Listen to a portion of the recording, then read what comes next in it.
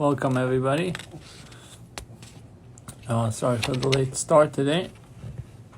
We'll discuss the laws of doing melacha, doing work, Chol Hamoed, the intermediate days.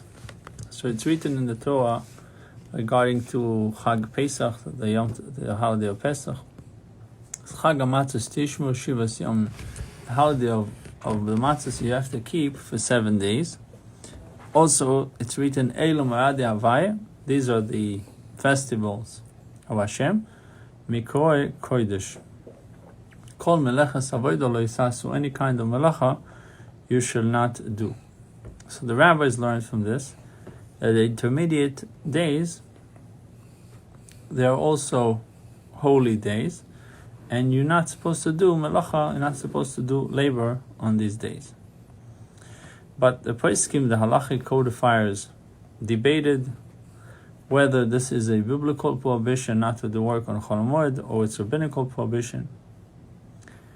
And the rabbis found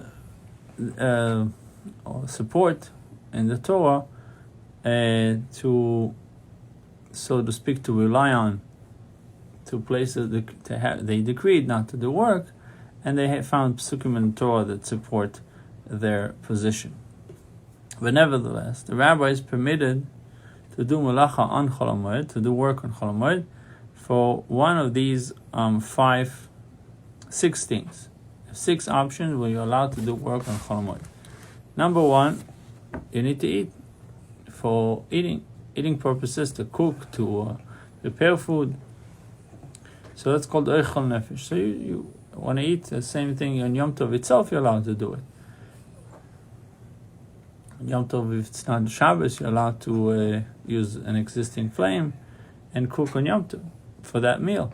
So similarly, on the intermediate days, you're allowed to do the same. Also for the purpose of the Yom Tov itself, so intermediate days usually lead to Yom Tov, so to prepare for Yom Tov, or Letzorech Harabim, for the need of the many. A lot of people need you, so you would work. Or for the need of the mitzvah, or it's a worker that doesn't have what to eat. If he wouldn't work, he wouldn't have what to eat.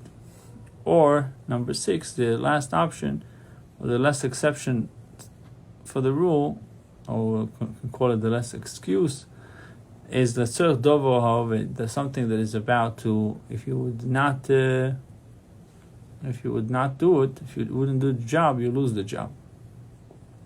So therefore, B'shas hatzorech, a time of need, you need to do a melacha. You can ask us a rabbi if you're allowed to do this type of work. The rabbis, for example, prohibited to wash clothes on Chol Hamoed, even if these clothes are for the moed or for the last Yom Tov Why? Because the concern that maybe a person would rely on this leniency that he can prepare before Yom Tov, on the intermediate days for Yom Tov, and he would not wash his clothes on Yom Tov because he would not wash his clothes before Yom Tov because he would say, I can wash it on the intermediate days.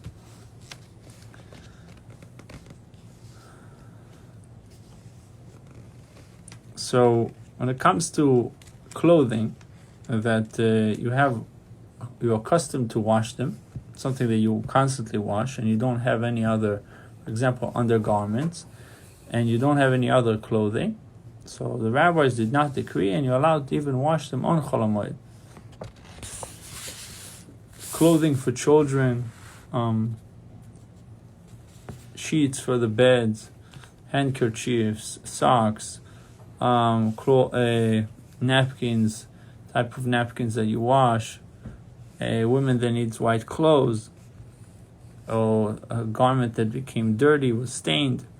So it says if you are lenient to wash them on Chol Hamoed, you have who to rely on. So what did we learn? Initially, we have to treat Chol Hamoed with kedusha, special sanctity, because of the psukim that I mentioned. Shivas Yomim, Chag HaMatzos Tishmo Shivas Yomim, we keep the holiday of Pesach for 7 days. Eilu Mo'adei Havaya Mikroe Kodesh. You should not do any work. These are holy days. And the poskim, the halachic codifiers, had a debate whether it's biblical prohibition or biblical prohibition. Nevertheless, we have these 6 exceptions to the rule: eichel nefesh, for food, for the yom tov, for the many, for the mitzvah, for someone who doesn't have what to eat, and also for davar ovid, something that you're going to lose if you're not going to do this work.